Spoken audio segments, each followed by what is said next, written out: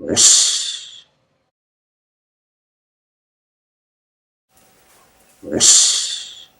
I'm going to give you a tutorial of the roundhouse kick, Japanese Mawashi Geri. This kick, to me, is probably my favorite kick. You know, I have other kicks too, but this is one of my kicks where I can execute the fastest. I'm able to get my distance in and set my range. I can execute it non-telegraphing the move because of my reach, my height. So I'm able to pop the kick out there quicker than an opponent can even notice it. You can execute this kick in a southpaw stance, you can execute it in an orthodox, you can execute this kick from off your back leg, and you can also execute this kick from off your front leg. My favorite is from the front because there's no winding up, there's no blinkers. I'm not telegraphing the kick, I just pop it straight out there. Here, I'm showing you, just like the side kick formation, boom.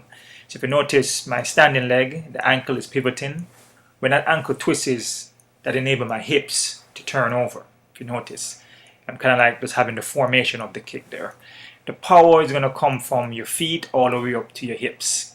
That's where you're going to get your power in the kick. So you don't have to do any switching or step out to execute this kick. I'm just showing you the formation of it.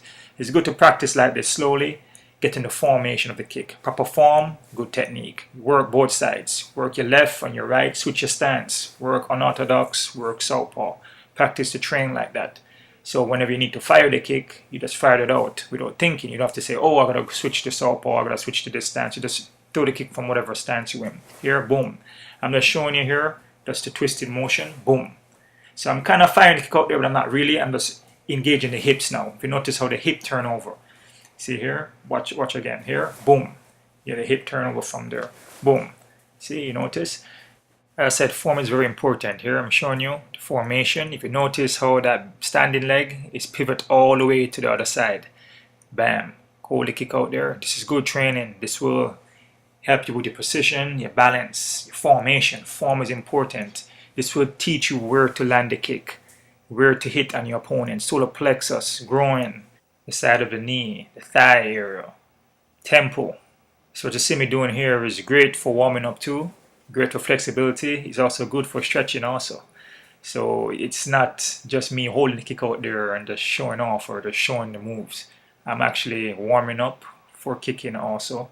And I'm working my precision in my striking and where I'm going to hit. So I train like this. Whenever I execute the kick at fast pace, real time, I'm going to hit wherever I need to hit because I practice slowly and I envision where I'm hitting on my target.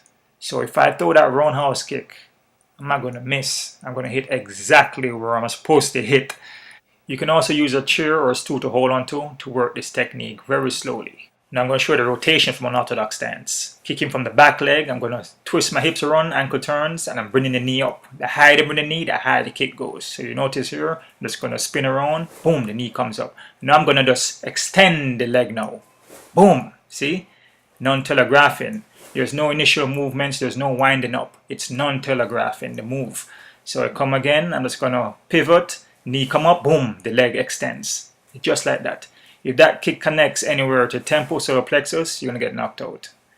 Boom. And that's why I say practice slowly with holding the leg out and get the form correctly. If you notice, I'm not kicking fast. I'm not kicking hard. This is all technique. This is all movement. Twisting of the hips, rotating the body around. So this is all formation, balance, and accuracy of the technique. It looks like it's fast, I'm going quickly, but I'm not.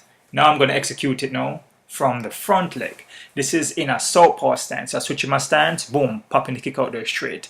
This is non-telegraphing the kick also. In this motion here, you're still going to pivot that standing back leg, but you're just going to execute the kick straight in one straight line, one motion. You're not winding up, you're not stepping out before you kick, you're just executing in one motion.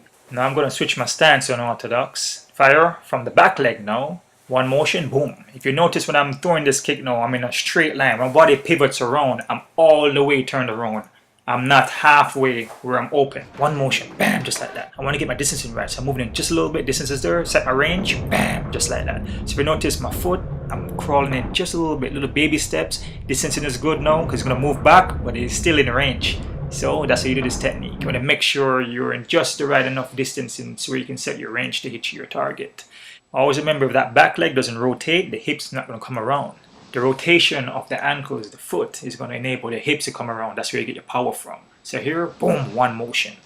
I'm not telegraphing a kick. Switch back to an orthodox. I'm going to fire the kick from the back leg. You're coming in a straight line when you're executing that kick. Bring the knee up, higher bring the knee, the higher the kick's going to be. You want to bring the hips all the way around. You don't want to kick to where you're square, unless you're going to get countered. I'm turning my body around, so if you want to counter me, it's going to be harder for you because I'm not giving you any frontal view. I'm not giving you my solar plexus, I'm not giving you my groin, I'm not giving you my face. I'm giving you the side of my body. If you notice, I'm leaning back just a little bit. You don't want to lean back all the way because you lose balance. But leaning back like this is also a defensive move also in case you get countered. There's nothing to hit, right? And also when you lean back, you can get the extension on the kick. You can reach to your opponent. You can kick even higher when you lean back just a slight bit. Try kicking straight forward up. It's not going to happen. If your body is too erect forward and you try to kick, it's not going to happen for you, and you can get knocked out because you're too straightforward, and when you're kicking, you're square, so you get countered. So if you deliver that kick, you don't pull back the technique quicker than you put it out there, you can get countered. Also, you want to practice on bringing back that technique also. That's very important. The faster you put the technique out there is the faster you bring it back.